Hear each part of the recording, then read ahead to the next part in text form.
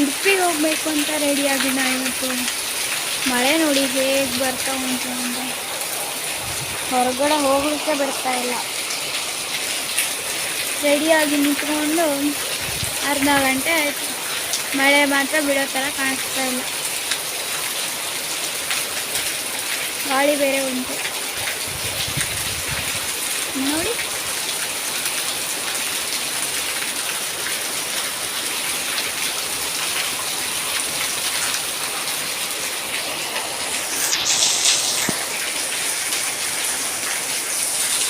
ಜಂಬೂಮಿಲ್ಲಿಗೆ falls ಟೆರೆಸಿಂದ ನಿಂತು ಇದಲ್ಲ.